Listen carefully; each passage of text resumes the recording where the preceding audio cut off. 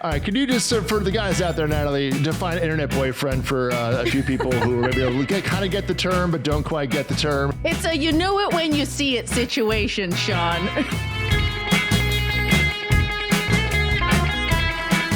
Welcome to Ankler Agenda. It's Tuesday, November 25th. I'm your host, Elaine Low, staff writer at The Ankler and author of the weekly series business newsletter about the TV industry.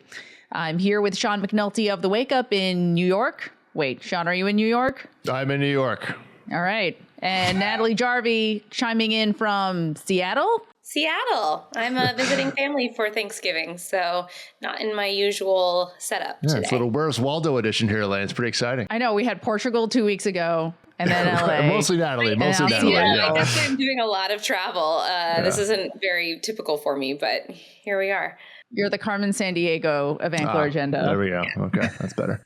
Happy Thanksgiving, everyone. We're coming to you a little earlier than usual this holiday week.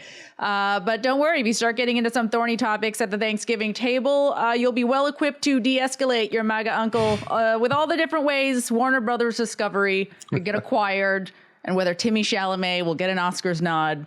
But I got to wonder, you guys, what are you watching on TV on Thanksgiving Day? And where will you be? Who will you be with? Oh, well, Natalie, you have a full household. So do you get to say, do you get any say in this or what? I'm more curious for that. It will be football, of course. There are no other options. But, to be honest, my family's not really watching a lot of TV on Thanksgiving.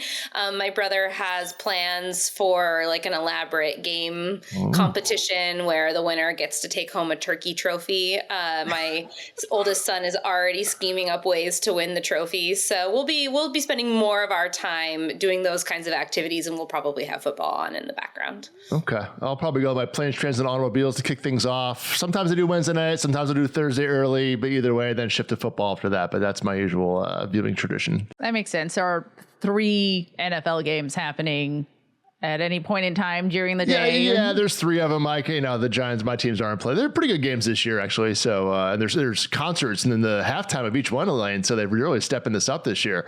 The only one that's on my radar is the Chiefs game because I'm wondering if we're going to get a Taylor Swift sighting, and that's pretty much it. I don't know who else is playing. Very on brand, Elaine. Yeah, I think she'll be there. I'm just gonna go out on a limb there and say that she'll be at the Chiefs game this year. But some Jack Black, you got Lil Jon going on. There's a few music things going on this year, so we'll see. It's the Netflix effect. It's totally. It's what everyone's doing in response to Beyonce Bowl last year. 100%. Yeah, well, there's also the Macy's Thanksgiving Day Parade. And the parade, It's wild to me that gets 31.3 million viewers. Those were the numbers last year, and that was another all-time high for that. I'll admit, we watch it. I have it on in the background. It's on in the background. Yeah, I don't know the active viewers you have going on there. But wait, when you watch it in LA, is it on? It's delayed, on 8:30. Right? It's delayed. It's 8:30. We pretend it's happening in real time. Oh, okay, got it. Gotcha. I think they just rerun it here for the second time. Did that parade end or not? I don't really know, but it's still going, so we don't really question it. It does take away some of the magic, knowing that this happened hours ago, but it's still fun. Santa's coming, so it's always no suspense on the end there. So LA has many merits, but looking ahead to New Year's, having to celebrate it basically at 9 p.m. if I want to see all the fun stuff happening on the East Coast is a little bit anticlimactic. Thumbs down. Don't go back to New York for these. Yeah, my 1 year on the West Coast for New Year's, I was not a fan. It's great if you have small children and you don't want them staying up until midnight. Yeah, just pretend midnight happens much earlier in the evening. But it's such a linear TV day, Thanksgiving. I'm just is there any other day of the year when everybody's tuned into linear TV that much, ratings wise, between the 3 NFL games and the Thanksgiving Day parade? I mean, it's a fool's errand to kind of combat this. Other than the movie theaters, Zootopia will be out. But I'm trying to think. You can watch Jingle Bell Heist on Netflix if you want to get a jump on your Christmas viewing. But otherwise, there's really not much. I have nothing premiering on Thanksgiving, Elaine, on my list of things to track. So everybody just hands it over to the NFL, I think. But on the big screen, we do have Wicked for Good already out in theaters, smashing box office records with $150 million domestic opening and a global opening weekend of $226 million. We're going to talk about how holding up the box office totals has become real women's work. You're welcome. Not that I actually go to the movie theater that often, but the You other did all women, right. You did okay. the other women are doing all the work. We'll give you some credit, Elaine. It's true. I went to go see Minecraft this year. There you go. But first, we had a really fun chat with our own prestige junkie, Katey Rich, a few days ago about the way the Oscars race is heating up. Check out this chat with Katey. All right, we're about 4 months until the 2026 Academy Awards and about 2 months before those Oscar nominations come out. So it's a good time to have our own prestige junkie, Katey Rich, on the pod. Welcome, Katey, to Ankler Agenda. When you say 4 months away, you make it sound like it's in the distance, but it's award season now, Elaine. Things are happening everywhere. See, for my Get TV on board. brain, I'm like, it's 4 whole months away. We got Thanksgiving and Christmas first. If you haven't seen all 10 eventual Best Picture nominees, I don't even know what to tell you. You're so behind. Wow. Well, that's why we have you on. It really does put into stark contrast just how long Oscar season is. It does. And I will tell you that when I spent a lot of time in LA, as I did last week, when I talked to voters, I learned, they have not really seen anything because they have real jobs. So don't worry. You guys are much more in line with the actual Academy demographic than weirdos like me. I was looking at anklerpundits.com, where all of the about 30 prestige junkie pundits, it's you and Chris Rosen and all of your finest peers weighing in on predictions for the Oscar race. Everybody should visit at anklerpundits.com. And I was taking a look at the Best Picture leaderboard. Can you walk us through it? Like, what are we looking at as the top contenders among you and your peers right now? I mean, I think it can be summed up by a lot of what happened at the Governor's Awards this Sunday night, where it was the honorary Oscars were being handed out, and there were tables full of every Oscar contender you can possibly imagine, kind of organized by movie. And the area of the room that was the most crowded, to the point where it was really hard to even see the people that were there, was for Sinners and One Battle After Another. It doesn't entirely come down to those two. I think there's some great movies in the mix, like Hamnet and Sentimental Value. But these two Warner Brothers releases, what a fascinating year for Warner Brothers, as you guys have very much discussed. All relatively hits. Sinners is obviously a bigger hit than One Battle After Another, with huge stars. They're getting all the attention. They're the movies that kind of people come around and say, you know what I really loved was this. They've got Leonardo DiCaprio and Michael B. Jordan kind of leading this charge of like leading men of different generations. It's such a rich text between them. I would be very surprised if the Best Picture winner was not one of those films. So these are two movies that I've actually seen, so I'm feeling good. How much of it is that these are films that have actually been out now for a while, so people have been able to see them? There's maybe more conversation about them than some of these other titles that we're still waiting to have released. It's a good question, because I think for a long time the logic had been like, you come out the latest in the year, you're the freshest in voters' minds, and that gives you the best chance of winning. Like $1 Million Baby famously kind of swooped in and won Best Picture in that way. But we've seen less of that in recent years. I think with the Academy being more widespread around the world, you just need more time to get in front of people in some way. That's part of why Oscar season is so long. And I think as much as the Oscars have this reputation for being like egghead art house movies that nobody's seen, Anora being the lowest grossing Best Picture winner ever just this last year. Oscar voters want popular movies just as much as anybody else does. So when like there's K-pop Demon Hunters? Well, okay. Yes. There is one pundit predicting K-pop Demon Hunters in the Best Picture lineup. I need to go look at who it is to congratulate this brave soul. I do think K-pop Demon Hunters is winning 2 Oscars for original song and animated, so it will be well represented. Golden will be performed in the telecast. Oh, it'll be in the show. I guarantee it. But yeah, that one, the barrier of the title alone might be too much less animation, which hasn't been nominated in Best Picture for like over a decade. But if Sinners and One Battle After Another, and then throw in Wicked, Avatar, maybe Marty Supreme's a big hit, if those are all in the Best Picture lineup, I think we're in pretty good shape. Yeah. That's not bad there. I know, that's pretty right? good lineup. That's crazy compared to year over year. That's nuts. Yeah. Yeah. Wait, so I want to know, what is the makeup of the Academy, the voting Academy anyway? I mean, God, it's about 10,000 people. The numbers are kind of hard to come by exactly because obviously they add people every year, but people leave or die every year. It's far more international than it used to be. They have made a really concerted effort to invite people from all around the world. So more or less for the past decade, but I think especially since Parasite won in 2020, you've just seen this enormous international influence. And I've asked award strategists before, like, how do you reach out to these people when you've got 100 Oscar voters voters who live in Poland. Like, how do you find them? And they'll do press events in major European capitals. They'll try to get things out to people as much as they can. So it is interesting spending time in LA and going to these events that are all very directed at LA Oscar voters. Like, that's a good size portion. I would imagine LA probably has the most voters of any city in the world, but it's still just a small part of it. So there's this element of mystery that I really like, is you never totally know where all these people are.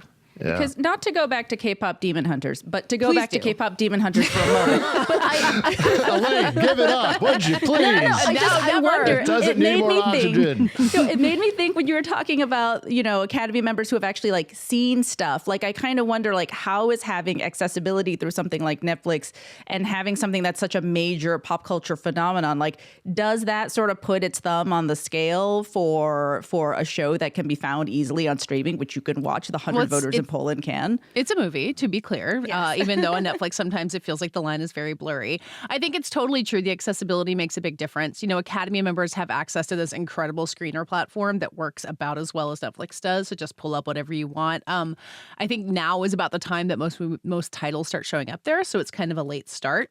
But I think that visibility can work against it, where you're oh, that's just this Netflix movie that's for children, that's some big hit. There can be a snobbishness that can come into play there. And I think some people suspect that it's a lot of those European voters or South America or Asia or anywhere else who aren't invested in Hollywood. What do they care if K-pop Demon Hunters is a huge hit? Who might say, look, that's not the art that I care about. I'm here to root for something else. So I think the popularity can cut both ways, too. What about something really big that's coming up, Wicked for Good? I have seen it. I enjoyed it more than the first one. I don't know if everyone agrees with me on that. I think any fans of the show know that the songs are maybe not quite as many bangers as you get in the first one. The question of are we just going to do all over again what we did last year? Is it going to get nominated in the same places? Paul Taswell's costume designs are extraordinary. And the second one, I think even better than the first. But back-to-back Oscars are not easy things to win, even for a franchise like this. I do feel pretty confident, and I think a lot of the pundits do, that Ariana Grande is pretty exceptional in this movie. She's writing and supporting, which is silly. She's the lead.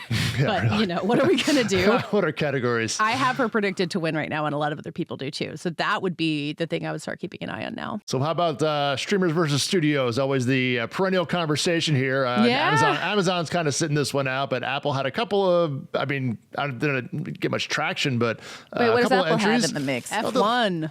Well, and Lost Bus was also. And Lost Bus, yeah. Which kind of didn't I may take off, reveal how much like. we're thinking about Lost Bus. I saw F1. I forgot about F1. Yeah. Look, a sound Oscar could be waiting for F1. That movie is a very big technical achievement. Yeah. But Netflix had a lot of entries this year, a lot of swings. Most of them have come out at this point. Jay Kelly's in theaters, not on the service yet, but Frankenstein's out. And our beloved Train Dreams, which I just saw, and I enjoyed that. Maybe not a huge movie, but I really enjoyed that as well. Yeah, I've been rooting so hard for Train Dreams, and I've been gratified to see Netflix really doing right by it. Poor Joel Edgerton has been crisscrossing the country, like so many of these other people, shaking hands with voters.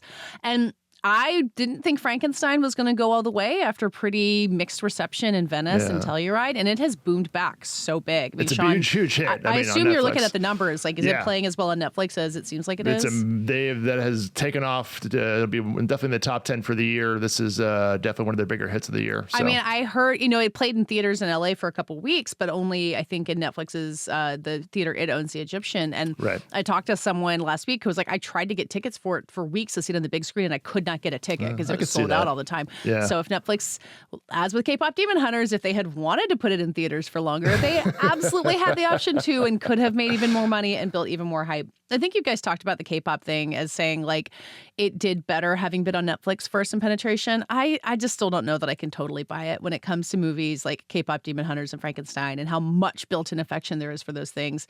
And I think the Netflix model is getting frustrating to filmmakers too.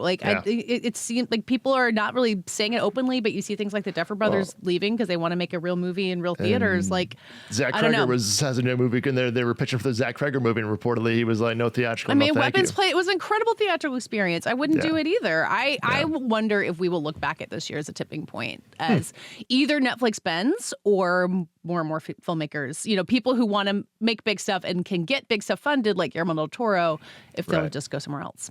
Well, before we go, I feel like we would be remiss if we didn't talk about Hamnet, which Natalie has assured me I'm going to cry my eyes out. You will.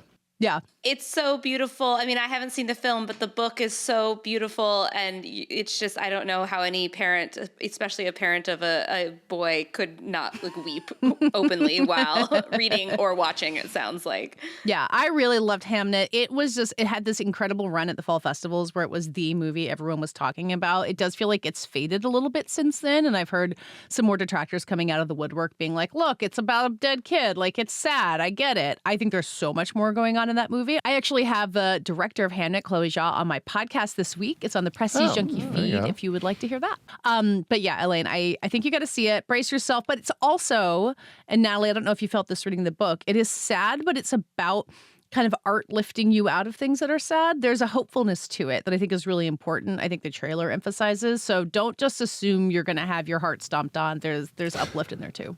Yeah, and the wife and mother character is really the central character of the story, and it's about so much more than just the death of a child, but also about having children, becoming a mother, having relationships, all these other things that I think are really beautiful and were written really beautifully in the book. And I can't wait to see how it's been adapted for the screen. Yeah, Natalie, did it make you want to be like a forest witch, like making potions for your children? Yeah. Not in like a Make America Healthy Again way, but in like a I have powers that you will never understand kind of way. I want to walk barefoot in the fields. You want a hawk on your arm? With a hawk on my arm. Okay, let me just say that I went into this conversation not knowing anything about what Hamnet is about, and you're giving me very mixed messages about what to expect from this movie. Confused on what this movie is at this point. Yeah.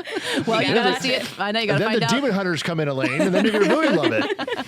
Yeah, that's another kind of girl power, demon hunters. It's a big year for women on screen. Exactly. Oh, well, thank you so much for stopping by, Katey. It's always great. And we will, I guess, coming up very soon, in a short 2 months, we'll find out who's on that nomination list. It's going to go by so fast, you'll have no idea. Thanks, guys. Now let's turn our attention to the holiday box office. Sean, you told us in the wake up this morning that in the U.S., about 70% of the audience who went to go see Wicked for Good opening weekend were women. Not a surprise? No, I think that's probably not maybe to the degree of that. 70% is a pretty hardcore skew on it, but it's not playing four quadrant, I guess maybe you would say, Natalie, to a degree. No, definitely not. I mean, that's why I've been looking for a different movie to see over Thanksgiving weekend with my husband while we have childcare. Zootopia. You know, wouldn't that be a gas if you just went, you were like, let's leave the kids at home. Awesome. Go Come home Zootopia. And tell your kids you guys want to go see Zootopia without them. That'd be a fantastic prank. Yeah. We would get some stares and some glares. So I will be planning to see Wicked with some girlfriends, but it's not necessarily a movie that I think a lot of men are rushing to theaters to see. There you go. See, you gave me crap last week for not seeing it. So, all right, I'm in with your husband's camp at least. All right, come on. But speaking of seeing it with friends, Sean, didn't you also note that like 46% of people who went to go see it went with between 1 and 5 friends? It's a very like group hang type movie. It was an event and people came, again, it was as intended, Elaine, I think is what this, kind of is what we're saying here is you create these events for people and they, much like the Eras Tour or the things that have happened over the past year and a half here. And people show up to the tune of, $150 million plus here on opening weekend. So if you build it, people will come out in big numbers. But you have kind of a thesis around women holding up the box office? So I do the box office breakdown every Sunday night in the wake up. And obviously, you get demographic information from movies. You get, how they rate, how much they like them, cinema scores, things like that. And just, looking here now at this big Wicked number, looking back over the fall, which we've talked about here in the podcast, not great for movies at all and on many levels, but outside of the big ones, outside, say, The Conjuring or Black Phone 2 or Demon Slayer, which are kind of all audience, the kind of broader playing movies on the whole. The movies that did well were the movies that skewed female. So you're talking the Taylor Swift event, of course. Regretting You did pretty amazing business for that, for like a Colleen Hoover movie. Another Colleen Hoover movie. I think that was like 80% women, if you want to put the number on that. Back to Downton Abbey 3 skewed female very much as well. Wicked Wicked for good. And then you have kind of the male skewing movies. And again, you can put this on quality, put it on you want, but him, Smashing Machine, Tron Ares, the Springsteen movie, The Running Man, these films all did not perform. So if you look at it from a total box office number, yeah, Tron Ares made a lot of money, but it was not a hit by any means. It wasn't embraced by the demographic at all. Smashing Machine certainly was not. Running Man was, kind of as a debacle as well. So the films that have appealed, a little bit more female appeal have generally done better this fall, kind of with an exclamation point here on Wicked versus the male appeal films, which again, maybe they're just not the good movies or the movies they wanted to see or whatever it is. But if you're looking at the demographic area there, the fall box office, I would say was, had a strong backbone of female moviegoership. Listen, I think we've been traditionally kind of underserved. Yes, I know. At the box office. Who knew? Yeah, right. We're looking for a night out with our girlfriends. With your friends, yeah. That women will come out for a movie that is designed for them and gives them an excuse to go have a fun night out. And it's a crush thing. It's like Taylor Swift to Regretting You, which is more of a romance movie, to Wicked, which is more musical. So like it wasn't just like it was a nice kind of spread of different kinds of movies. Or Downton Abbey, which is kind of in Elaine's wheelhouse, I think, of costume drama, right, Elaine? I should have seen that more than once in theaters. That was so good. I'm not joking. You think you're joking? No, I'm not joking. No, I'm laughing because I know it's true. That's why I'm laughing. I'm like, yeah, you're actually thinking about that right now. Yeah. How does this compare to other years, though? Like, what's is this typical? Probably not in a sense. I mean, again, to Natalie's point, there's not a lot of comps in that. They bring a lot of product out for women. Obviously, It Ends With Us was a big thing last year. So there are these spikes that come out. You do see these moments of big events, but per se en masse at a, say, 8-week period, Elaine, it's just like, oh, this actually you can kind of put a little bit of a thread there together on top of other movies just not doing as well, which is if Running Man was a big hit, you can kind of skew this in a different way. But, and Predator, Badlands, and there was that did, overperform, and then the One Battle After Another did skew male and did do pretty well. So there were a couple of bright spots, but there were a lot of misses there on the other side of it. I do wonder how these movies typically skew on the action adventure side. Like I think it was Reacher that got the whole New York Times treatment a couple of months ago TV, of like, there's a lot of women watching Dad TV. And I think it's maybe just women who are just watching things, period.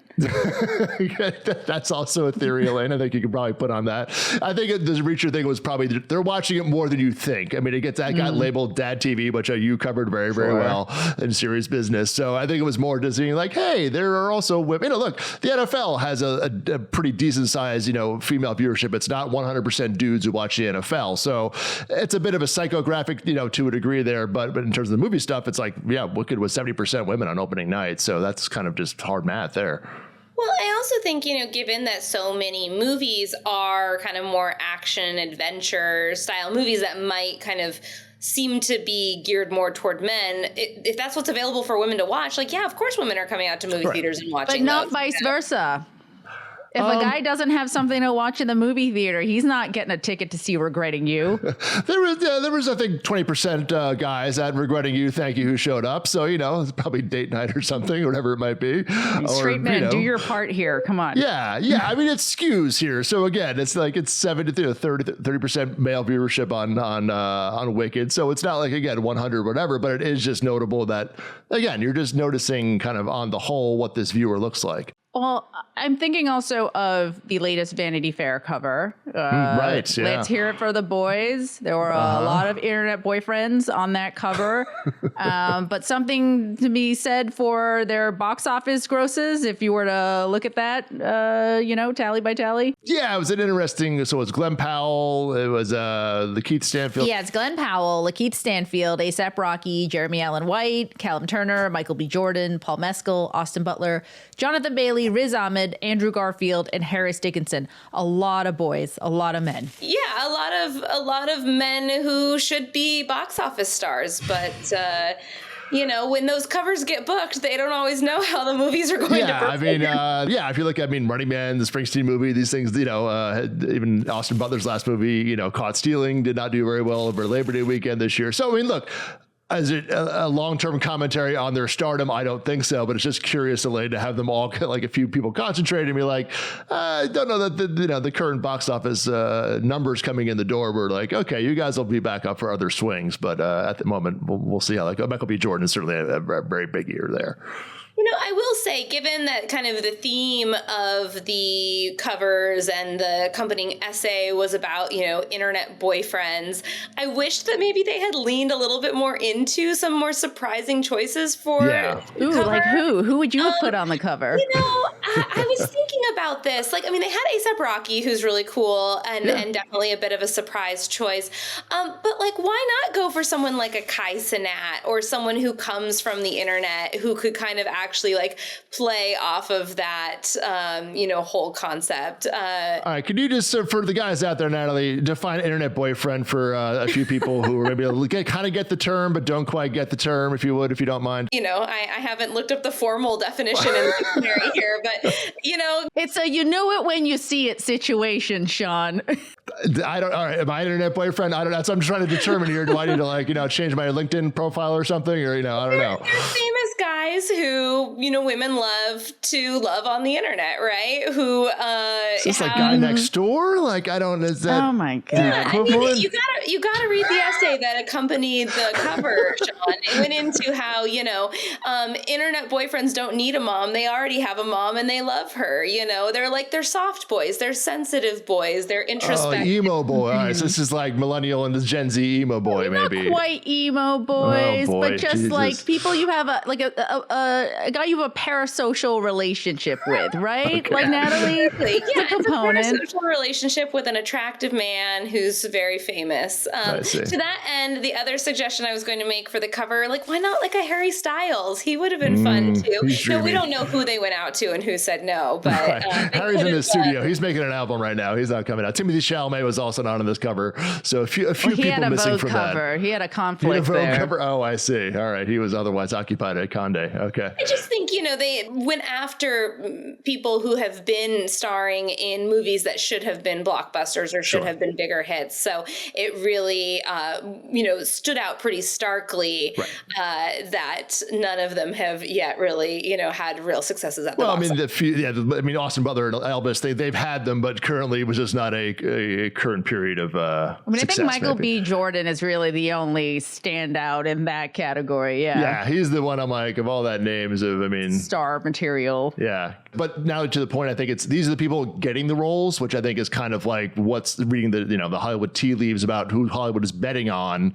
It's like these are the guys that they're betting on to be this next generation of stars, which, as we talked about for many years at the Ankler here, has been a question mark of like, all right, the Channing Tatums, the Jonah Hills, the Seth Rogens, Who can actually sell a movie? Who can put butts in seats? The guys in their 30s and 20s who are going to start to be taking those slots now. So this seemed to be the answer, at least through Vanity Fair's eyes, about what the answer is there. Yeah, and listen, they're all great, charismatic guys, good actors, internet boyfriends. Looks great on a cover. They can really start bringing people to movie theaters. Yeah, selling tickets. Can I just say who would have made a great internet boyfriend who's been doing a great job on this press tour is Robert Pattinson. He's one of the original internet boyfriend, Yes, isn't he? Come on. he's the original. He's the OG, older millennial internet boyfriend. But he's making quite a comeback tour with this press tour that he and Jennifer Lawrence are doing. Natalie, I don't know if you've seen any of their snippets of their incredibly delightful interviews that they're doing, where they're both hamming it up and just being kind of unhinged in the best possible way. How old are you? Truthful? I believe that you believe that you're Gen Z. I am Gen Z. What year were you born? It doesn't matter. Okay. They're so great. They're so fun together. I do think, they've been really leaning into the whole we're new parents thing, which maybe disqualifies Robert Pattinson from being one of the boys and one of the internet boyfriends. But I have absolutely enjoyed seeing the two of them together. Two people who kind of kind of became famous around the same time because of Twilight and Hunger Games. Yeah. Fun to see them star in a movie together at this stage of life. That's true. Yeah. Well, have to keep an eye on the box office and see just how big of a blockbuster Wicked becomes, and how many more women are the one who are driving ticket sales at the box office here. Yeah, we'll see what the returns are for. And that's the thing about this weekend. I mean, this is Wicked's first weekend. This is a 10-day run. This is the first 3 days in this. They have a huge run weekend through the holidays at the end of the year, presumably. Oh yeah, I mean, I looked at the numbers last Christmas. For this other piece I'm working on. Wicked did $20 million on Christmas weekend. Like that one, that was so that was 5-6 weeks afterward. Moana 2 also did about that much. So these movies can play for a long time. We'll see if Avatar eats them more than Oxygen this year. SpongeBob, things like that. There's a bit more on offer this year, but we do have another. Is Miles Teller an internet boyfriend, or does he qualify, or not so He's much? like internet boyfriend adjacent. Okay. Yeah, I don't know that he's quite. Maybe after Eternity comes out, we'll see. We'll give Callum Turner the internet boyfriend. He's the other co-star of the movie, so maybe he gets the internet boyfriend title, and Miles is more the dude on the side. I don't know. We need another term for this, I guess. Listen, when your meet cute with Dua Lipa is that you were reading the same book in the bar when you met, like that's internet boyfriend material right there. 100%. That's a wrap for us this week. We don't have a Rushfields rant this week, but Richard will be back with a new hot take in the next week. So make sure you're subscribed to all of our social channels on YouTube and Instagram, and leave us a rating and review on Spotify or Apple Podcasts when you get a chance. Outside of that, thanks so much to Sean McNulty, Natalie Jarvey, and Katey Rich, and happy Thanksgiving. We'll see you next week.